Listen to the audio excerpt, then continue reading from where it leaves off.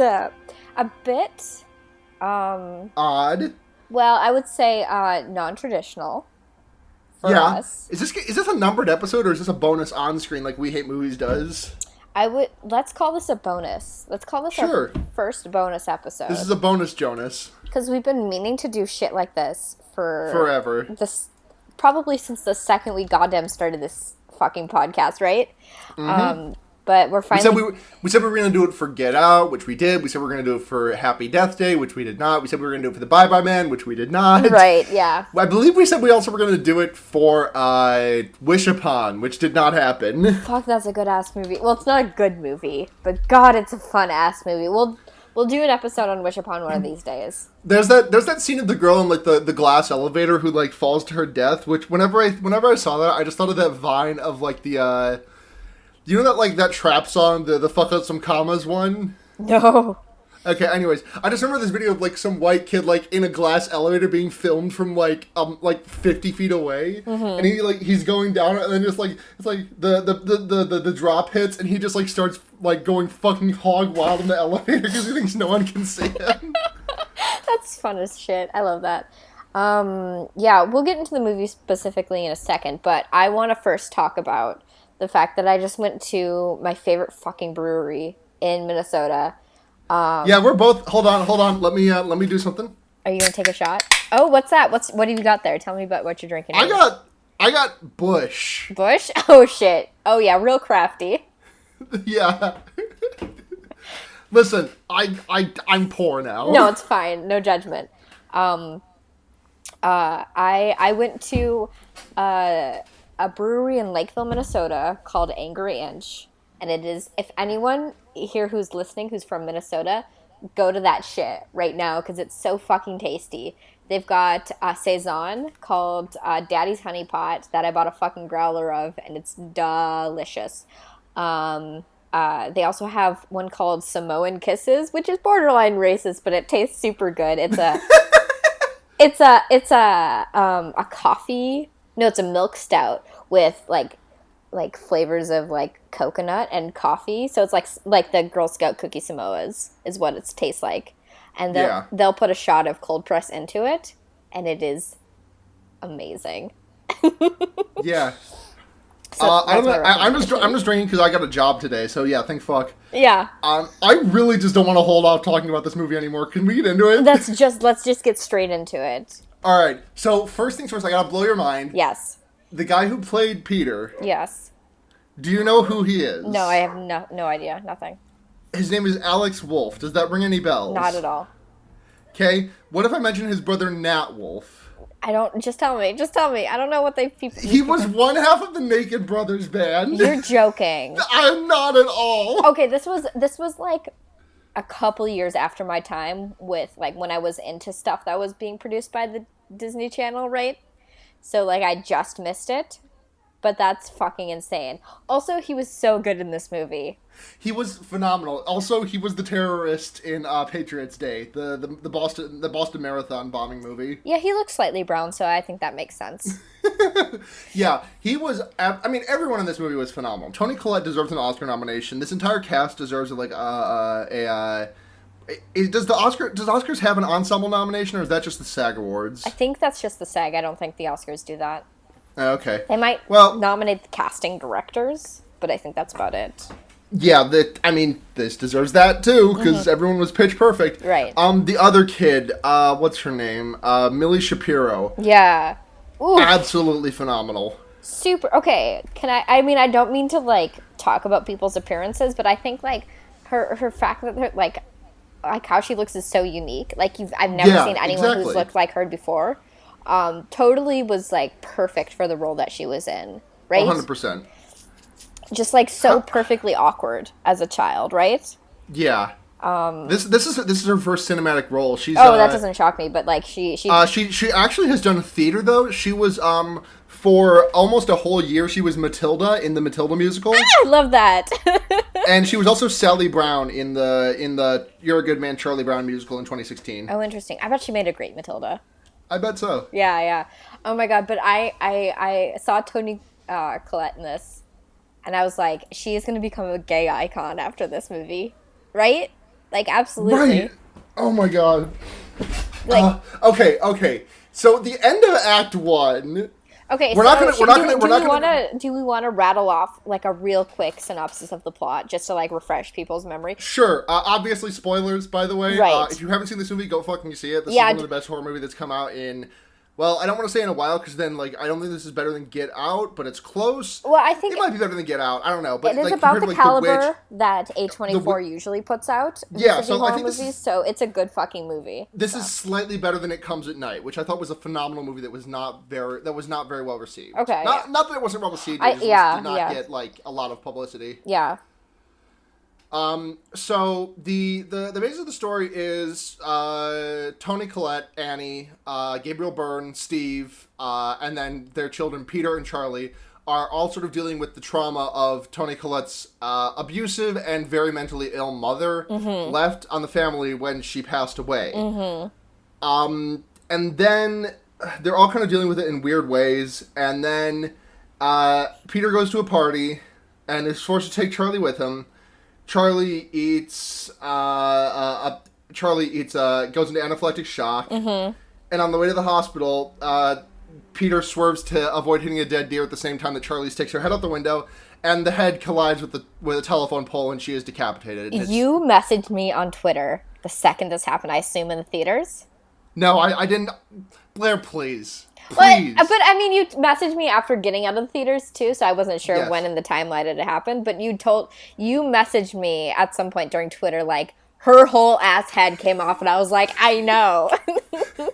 Like Millie Shapiro. I almost said Millie Brown. That's the Stranger Things kid. Yeah.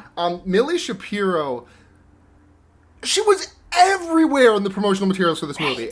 I fully did Everywhere. not expect her to die so early in the fucking I did not film. expect. I really didn't expect her to die end sentence, but the whole head, the entire head came off. But anyways, so That was when the movie. I just want to say for a second, that was when I was like, this movie is completely fucking horrifying. Yeah. Right? Because not only does Toni Collette's character have to contend with the death of her mother, who she was estranged from, which is traumatizing in its own super unique way, but then she has to contend with the death of her goddamn daughter, which is not, I'm not going to say it's the fault of Peter, but it is related to him. Exactly. So it is easy to ascribe blame to him. Yes. Right. So she has to untangle all of that, and it's just like, fuck, this is horrifying, right? So she meets this woman at grief counseling named Joan, who teaches her some seance shit. Right. And then she does the seance shit with Peter and Steven, and Charlie's voice comes out of her mouth. Yes. And then some weird ghost shit starts happening, and then she's like, hey, this is bad. She tries to talk to Joan, but Joan is not... She can't find Joan anywhere, and there are some hints that Joan is up to something. Yes. And then it all kind of culminates in Steven burning alive, Annie getting possessed by something and cutting her own head off, and then Peter becoming possessed by the demon. Yeah. Bless you. Paimon. Well, possessed by Charlie, and then... Charlie, who is like the Paimon, my least favorite Digimon. Yeah. Right, I'm sorry about this in advance. This is gonna sound bad on the recording, but I do need to turn my AC on because it's fucking hot in here. It's all good. This is like a low stakes This is bonus. episode. This is bonus content. Yeah, Be grateful you're lucky you're it. getting this episode. You fucking greedy bitches. Ingrates. Yeah. All right, I'm also gonna take my shirt off. Hold on, my headphones are coming off. It's getting saucy in here. Oh shit! Entire I had a shirt? shot of Seagram's apple vodka, but it was a big shot, so it was like 2 shots. Apple vodka. You know, while I was at the brewery, they kept me and the bartender. Oh no, not me and the bartender. My dad and the bartender kept talking about distilleries, and I was like, "Fuck, I don't drink hard liquor, but all this sounds really, really good." Yeah. Like the entire time, because they started talking about a horseradish vodka, which sounds nasty, but she was like, "Oh, I swear to God, it's super good." Which I hate vodka and I don't like horseradish, but I really want to try it anyway. You know? That does sound nasty, but also looks something I would try. It sounds kind of like a salted caramel. Doesn't sound very good, but then you try it and you're like, "Oh, it's pretty good." Oh yeah, totally. So before we get into just everything we loved about this movie, I kind of want to do our grievances first and just get those out of the way. I have a couple of grievances with this movie. The first thing is that I feel like the second hour is not as good as the first. I would agree, yeah. Once this starts turning into an actual horror movie, I think it loses a little bit of something. The first hour is just a very tortured family drama about dealing with grief. Mm-hmm. And I think it's still, don't get me wrong, I think it's still very, very good when it kicks off into the actual horror movie stuff. But I think it loses a little bit of that, like, just it's just imperceptible how good that first half is. Part of me wanted it to remain psychological rather than paranormal. Yeah, I think it was done well, but like when I found out it was demons, I was like, oh, so we're doing this? Yeah, no, totally. Yeah, even if when it started like building the story of it, I kind of wanted it just to be like a sort of shared delusion, you know? Oh yeah, absolutely. Because mental health is a big theme in this movie because Toni Collette's character talks about the fact that her mother, father, and brother all suffered from some degree of psychosis. Yeah, to the point that it ended two of their lives. One of them from suicide, one from just not eating due to delusions. Yeah. So I kind of like, and we know like in sort of a medical sense that like schizophrenia and other sort of psychoses are like occasionally hereditary. Yeah. So I sort of wanted it to be, I guess it became metaphorical through the paranormal shit that happened, but I kind of wanted it just to be straight up textual. I felt like the invocation of the paranormal was not a necessity for this movie. I think it erased a lot of the ambiguity that there could have been at the end of this movie. Yeah, no, I totally agree. When I got out of the theater with Andrea, her first question to me was like, "Did you think all that was real, or was it like imagined?" And I was like, "It's so hard to say. I don't know." But it felt more real than it should have, right? It felt more real than it definitely should have. I think it definitely should have laid in the ambiguity. Another problem that I have with that is the very end of the movie. It gets a little bit more verbose than I expected it to. Mm-hmm. Like I'm talking about the last line in the movie when it's like, "Charlie, you have been blah blah blah," and they talk for like a whole minute. Yeah, and it does lead to that fucking phenomenal last shot, which I think is the best shot in the movie. Yeah, potentially. Yeah. But I just think it gets a little bit too wordy at the end. Yeah. I'm trying to think of other grievances that I have with this movie, but I don't know that I have any. Yeah, it's I think I talked about this on the last Fear Bidding. It's some people were like talked about how it's not overtly scary, and I would agree that it's not. It's definitely like a creeping fucking horror and like dread. I think in retrospective it's easy to say that it isn't very scary.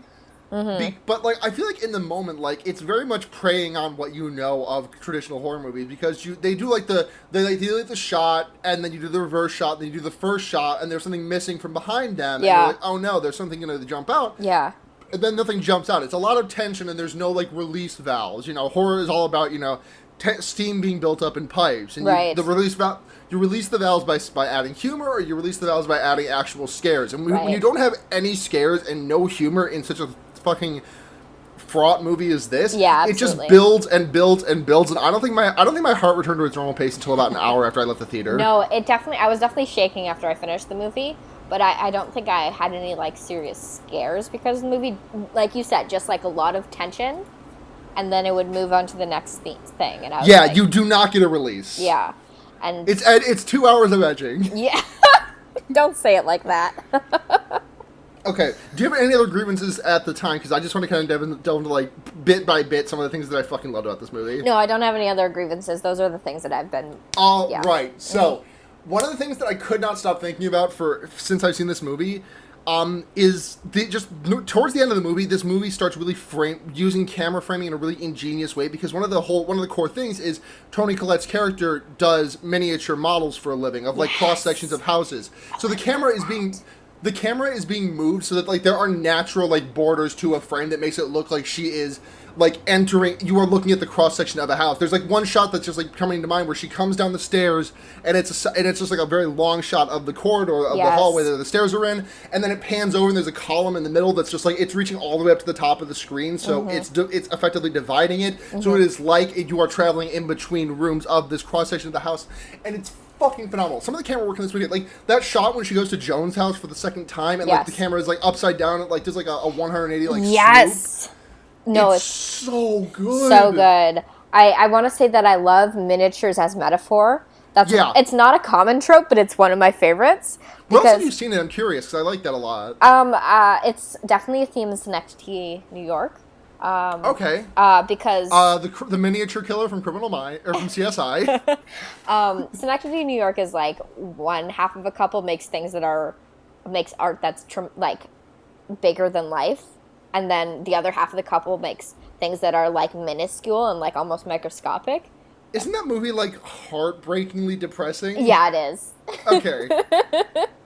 But it's interesting, and I think miniatures are such an interesting way to tell metaphor, because there's something so detail oriented about them and anal about them that like. And when she's working on her miniatures in the movie, she's definitely depicting her traumas. But when she talks about them, it's in such a detached way, right? Because, there's a point when she's representing the death of her daughter by her head getting decapitated on this telephone pole. And her husband comes in and she's like, he's like, what is Peter, her son, going to think of this? Yeah. And she's like, I'm just presenting a neutral representation of the event.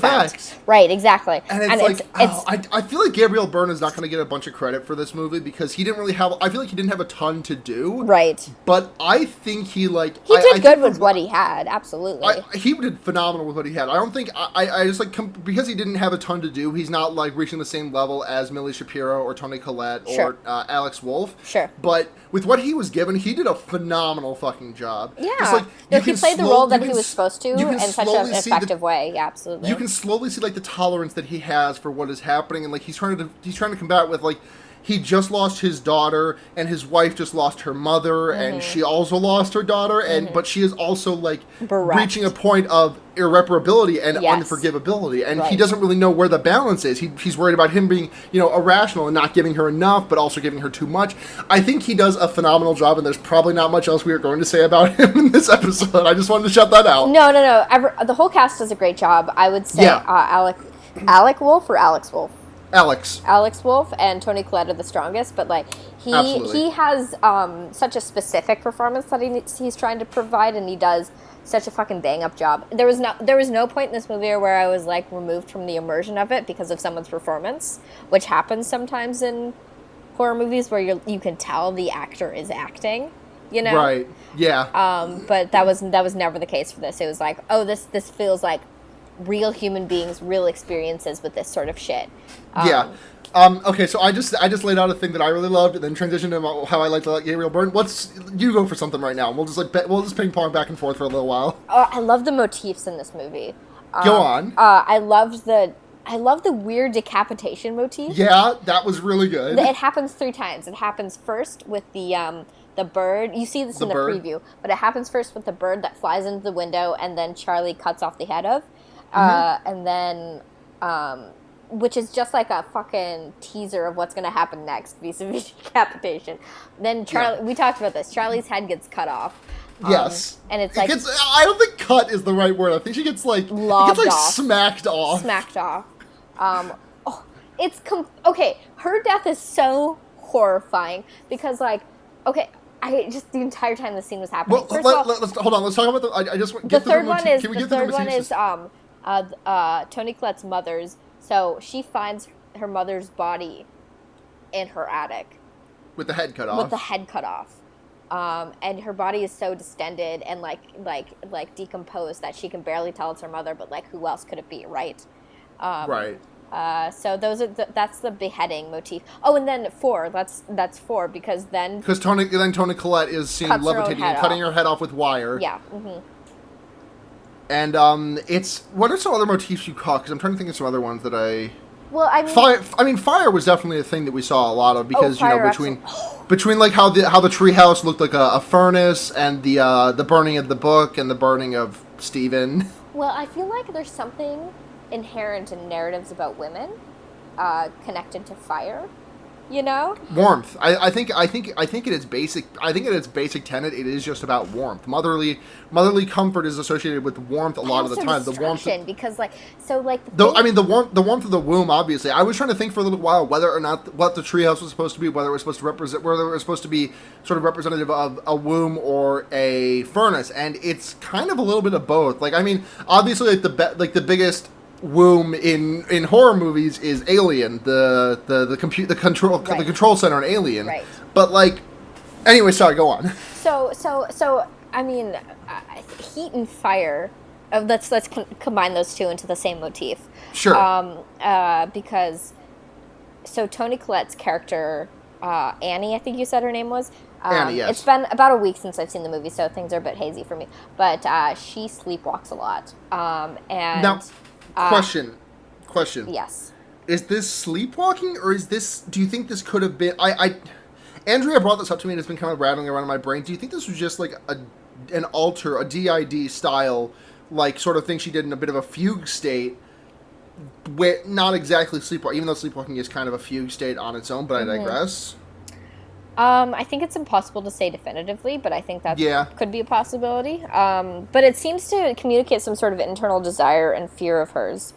So not a completely separate sort of drive. Because she's got this fear, this some kind of like desire that has persisted since birth, that she didn't want to have Peter. Right.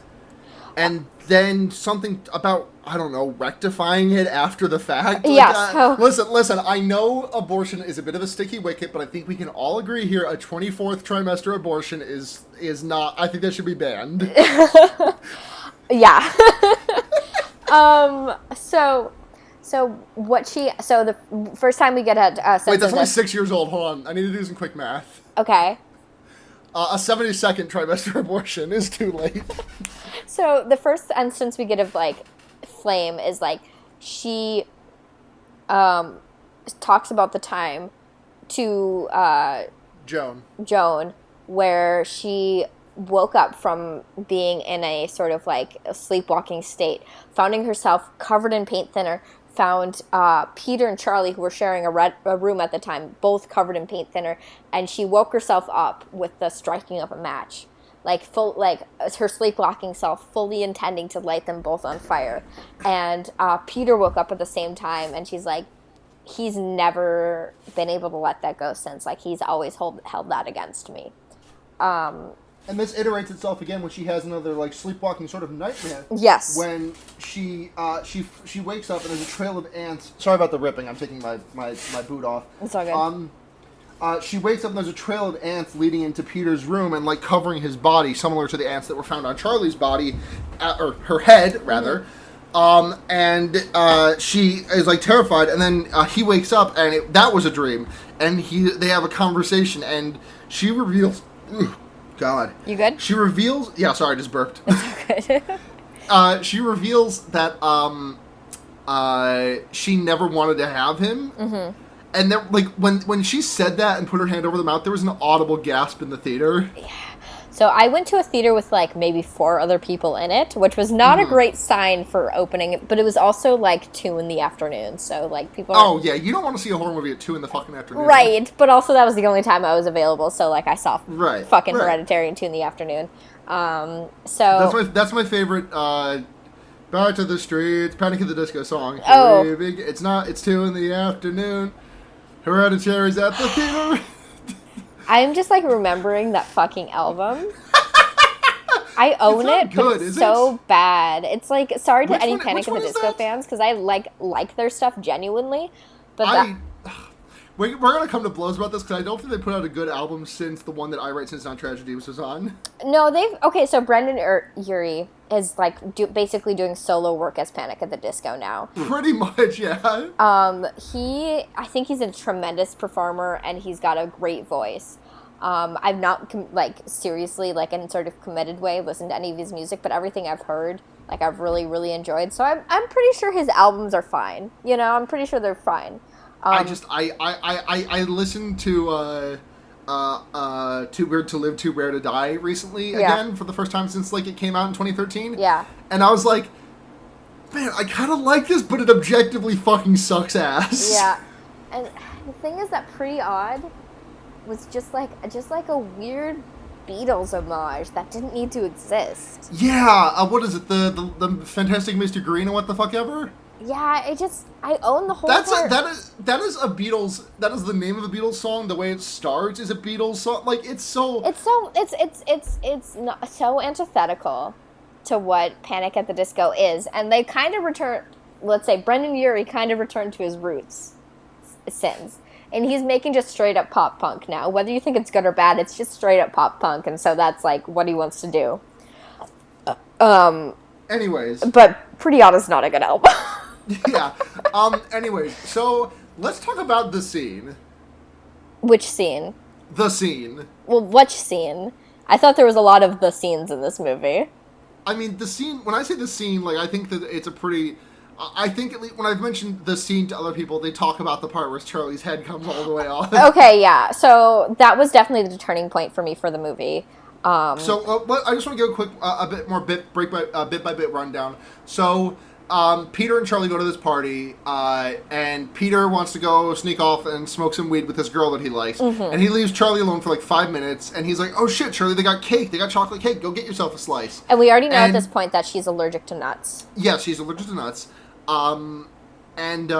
We get to, he's like smoking weed, and she comes in. He's like, Charlie, or Peter, I don't feel so good. And her like throat's closing. Yeah. So he's stoned, and he's driving to the hospital. Yeah.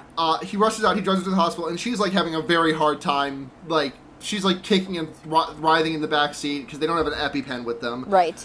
And it seems a little bit inconsiderate, to think about, because, like, they went to the funeral service without it, and they also let her go to this party without it, but I digress. No, when I went to this with my parents, their main concern was the fact, like, okay, if she has such a serious nut allergy, why does she not have an EpiPen with her at all times, right?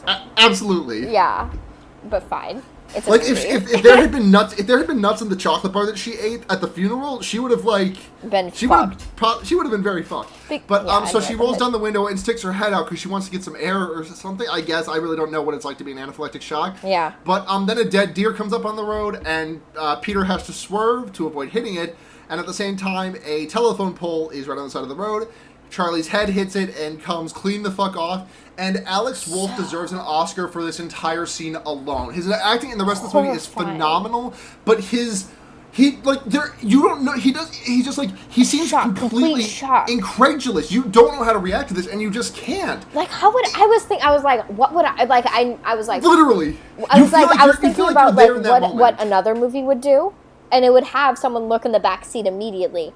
But I was thinking what I would do as a human person. I was like, there is no way in hell I would be able to confront the fact that I would directly blame myself for all of this. Absolutely. Right? And B, there's no way I'd be able to visibly confront any of this. So, like, when he was, as it was happening, part of my head was like, this is so fucked up that he's not saying anything to anyone. And at the same time, I was like, this is exactly what I would do in this situation. Like, what do you say? It's just, he is such...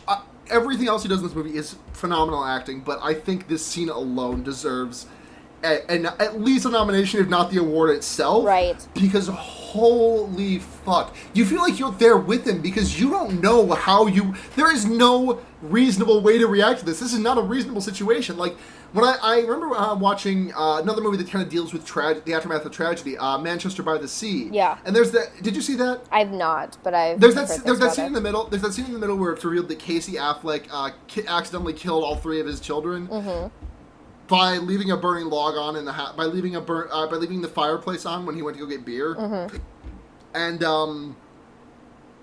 he doesn't get arrested for it, which seems weird because that seems like negligence of a child. Yeah. To a point, but I digress. It's a movie.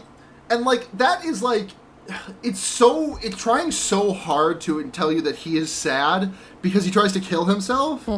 But like it's a little bit hard to buy because that's just like an unreasonably high amount of grief to consider going through. Not that people don't, obviously, but like right.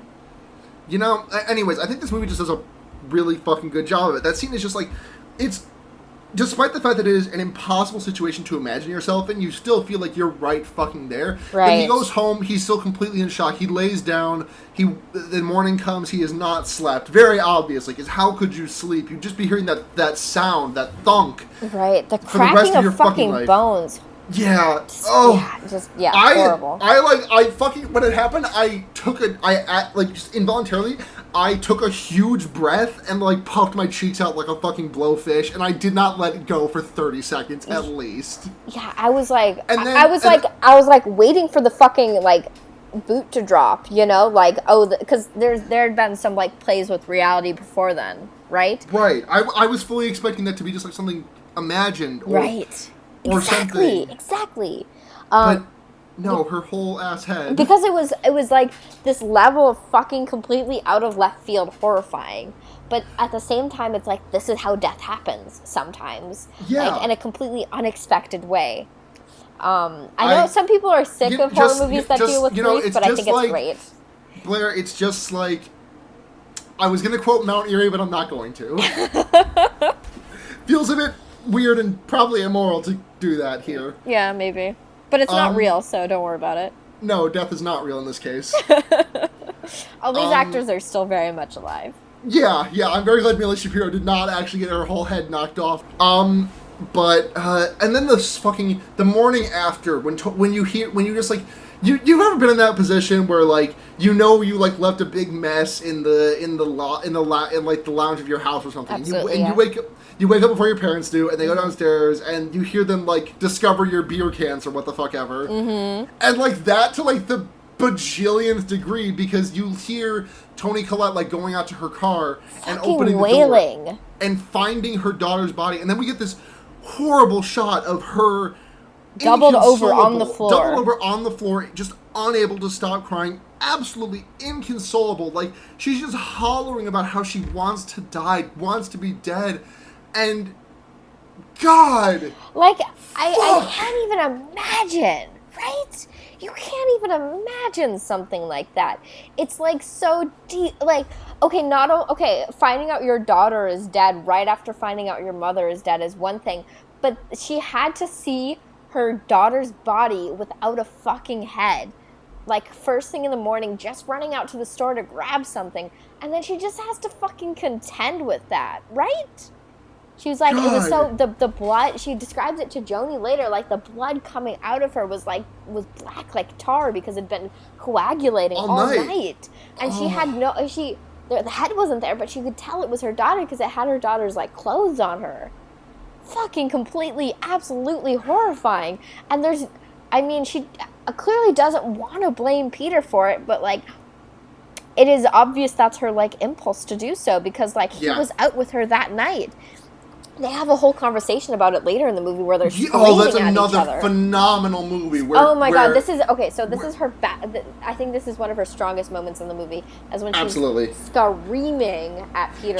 She gets kind of prodded. Peter's like, "Say what you're gonna fucking say," and she screams for a minute about everything that she is going through, and she says, "I wish." What about because the whole thing is that she was, like, making Peter bring Charlie to the party that he was going to go to, and he was like, she didn't want to go to that party. What about you? Like, can you take any fault for this either, or is it all my fault? And it's just like, holy shit, right? Like, holy shit. The part where she screams, "I am your mother." I mean, this is in the previews, but it's like, there's a reason why it's in the previews. It's because it's tremendous, right? It's one of just the best bits of acting I've seen in so long. It's so good. Oh my God. So I want to talk a little bit about the previews. I think there were a couple of things that got spoiled by the previews that I wish hadn't been. Sure.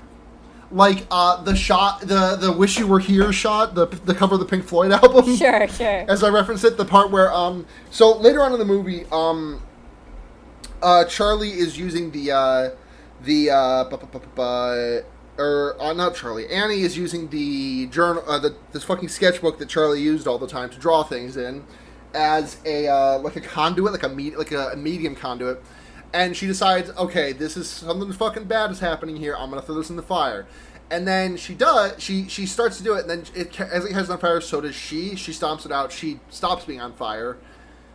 And then the next time, she just like covers it in lighter fluid and tosses it in there. And her husband, who is standing right across from her, goes up in flames. And that shot was spoiled in the preview. And I wish it had. I wish it hadn't been. It was spoiled, but I didn't really process it in the preview, and it's still maybe it was really. Because I was like, someone went up in flames, but I really didn't understand what was happening, right? I mean, as soon as I saw this scene beginning to transpire, I fully knew that Steve was going to go up in flames. Oh, maybe I just wasn't paying attention. I mean, I don't think that's it. Because I talked with Andrea, and she said the exact same thing. She didn't see it coming at all. Because I knew someone was going to go up in flames, but I thought it was either going to be a hallucination. I actually was banking on the fact that it was going to be a hallucination because I was like, who just goes up in flames, right? Yeah. But, you know, because my brain was just like, no, this doesn't actually happen. Oh, God. In those last 15 minutes of the movie when Peter becomes the protagonist and the camera is shifted off of Annie. Yes. Oh, my God. The part where he comes downstairs and finds his father's charred body. And then there's, I know it's been done a lot, but, people on the ceiling never fails to freak me out because the camera pans and, Annie is, prone on the ceiling. And you can see it, and then he, gets scared by something. He turns around, there's just a fucking naked dude with his entire dick and balls out. And he, in the fucking closet. No. Okay, so it's because Peter doesn't see Annie on the ceiling, but he does see. The dick out in the closet. So he looks behind him, and then he looks forward, and then he looks back again, and it's not there, and then he looks up at the ceiling, and then Annie's not there. And I'm like, what the fuck is happening? And then Annie rushes out of the corner, and, a kind of a slower jump scare. I don't know how to, I don't know how to describe it. It wasn't really a jump scare, but, a chase sequence, kind of. Well, yeah, but the way she busts out of the hiding spot is kind of similar to the way that remember when the really really tall guy shows up in It Follows? Sure. That's kind of what it is. It's but not it's still exactly just as nightmarish. Yeah.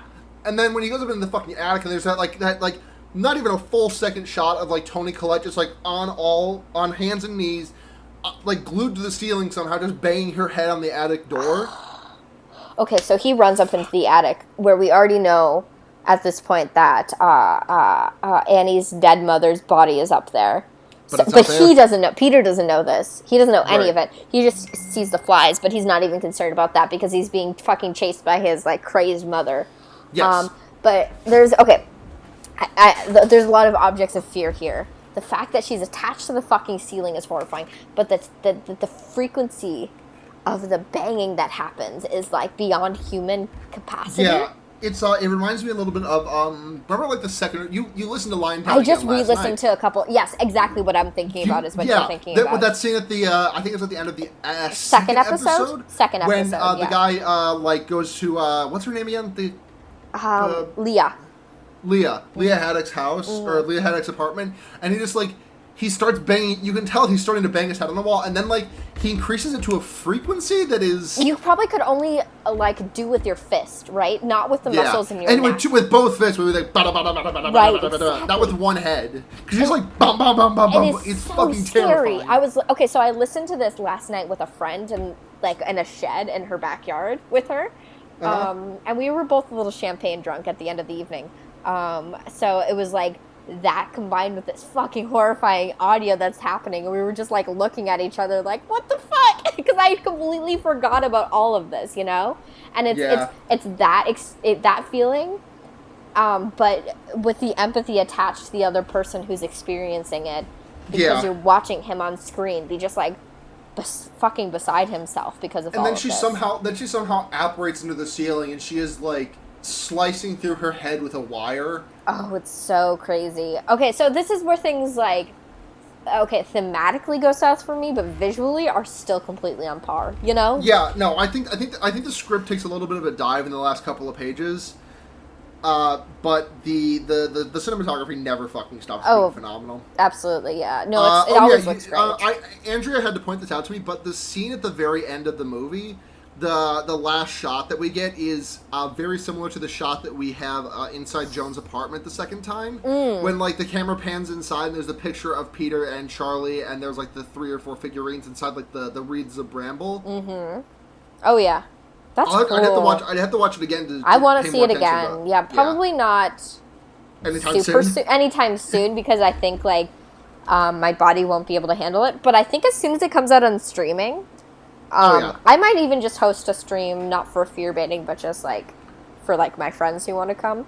I'll retweet it on the feed. Yeah, for sure, we can do that, but it's nothing official. But there's I totally understand anyone who's not willing to see this movie twice because especially if you've experienced a major death in your immediate family. Like, there's a lot of reasons not to see this movie twice, but to really enjoy seeing it the one time. But I think for anyone who's not seen it, and I want to see it myself again for a second time, that's going to be the open invitation whenever that comes out on streaming. So. Yeah, absolutely. Is there anything else you really want to knock on before we head over to questions? Because I'm trying to think of some other stuff that's like sticking out to me about this movie. I want to say that A24 consistently puts out like some of my favorite fucking horror movies, and I'm gonna pull up a Wikipedia list of their fucking track record. Yeah, they put out The Witch, which was one of my favorite fucking. It was one of the movies that was like, oh, we're putting out good horror movies again, like real artsy good horror movies, because it felt like a Lars von Trier without a problem with women, you know. Yeah. I love The Witch so much. I know people who fucking hated it, and I get why people don't like it, but it just did everything for me. Okay, so here's a short list of some of their stuff. Not all horror movies, but mostly. Ex Machina. The Witch. Yeah. Green Room. Yep. Swiss Army Man. Yep. Moonlight. Yep. They put out Get Out. No, did they put out Get Out? No, you think that was Blumhouse. Okay, yeah. The Black Coat's Daughter. I really like Blumhouse too, though. The Black Coat's Daughter. Yes. It Comes at Night. Lady Bird. Oh, yep. They put out Lady Bird. It was super good. Not a horror movie, but super And now good. this, Hereditary. Yep. There's a lot more movies in there that I didn't list, but like those are just Oh, and The Killing of a Sacred Deer as well, which I really need to see. Yeah. A24. If you somehow missed It Comes at Night last year, you need to track that down. That movie is me. I need tremendous. to see it so fucking bad.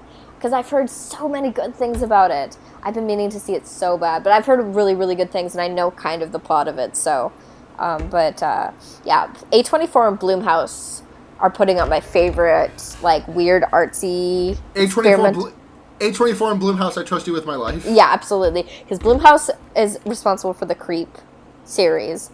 And A24 is just, like, fabulous. They put out a lot of my favorite non-horror movie. They put out The Lobster, which I think is super good. What I want to say is that like there's a new trend in horror where it's not popcorn thrillers. There's still some popcorn thrillers, but we're getting back into the horror as metaphor, you know? Yeah. And I do very much want to shout out a couple of the trailers that I saw at the start of that movie. Yeah. There was a Blumhouse movie that I saw on there that I cannot remember off the top of my head, but there was a trailer for a Blumhouse flick in there. Sure. Sorry, I'm pulling it up. I'm just trying to pull it up real quick. Okay. God, fuck, which one was it? I mean, I just want to say, like, I think horror is I mean, it can be campy and it can be at the same... There's something so... something about horror. The First Purge, that's what it was. Oh, yeah. There's something... Oh, no, wait, sorry, go on. There's something about horror that is so expansive for all genres. Like, it can, like, cover fucking drama and comedy and action and all of this shit really, really well and effectively and still be terrifying. And I think fear is such an interesting venue to explore all of these. Because I think fear drives so many of us all the time. Or at least anxiety, which is a form of fear. And I just think... there's a new wave of like horror being taken seriously as actual cinema again. After like a bunch of crap came out in the 2000s, which is fine because crap from all genres came out in the 2000s. We're back we're having a renaissance. We're definitely having a renaissance. I honestly think that this gets to be attributed to James Wan a little bit because Insidious was one of the first ones that felt that, from at least from what I've read, from what I've heard elsewhere. I haven't actually had a chance to sit down and watch it. I fucking hated Insidious, so I don't agree. I think it actually did sort of bring in a newer era potentially. I could be wrong. We need to sit down and watch it. I felt like Insidious was peak camp for me, peak horror, which is good. I like horror camp. I hated Insidious for other reasons, but I thought, like, that's horror camp for me, which is great. I love horror camp. But shit like The Witch and other movies that are, like, terrifying at the same time as being, like metaphorically evocative. Just tremendous works of art that are coming out. Fear is a body genre, so it's, like, valued less than other genres that are more quote-unquote intellectual. But I think using the body's, like, initial response to being afraid is so powerful to carry a message. So I'm really, really excited about this new renaissance. This new era. Yeah. So actually, Blumhouse was producing 3 movies that I saw trailers for. Okay. No, sorry, only 2. One of them being the first Purge, which actually kind of looks... I know I said this about every Purge movie, but it actually looks kind of decent. I'm not going to see it. I've never seen a Purge movie, and I'm not going to continue to see it. We're going to break that streak. Okay. If someone pays me money to see a Purge movie, I'll see it. Well, good news, bitch. I'm putting 3 Purge movies on the next poll. Okay, fine.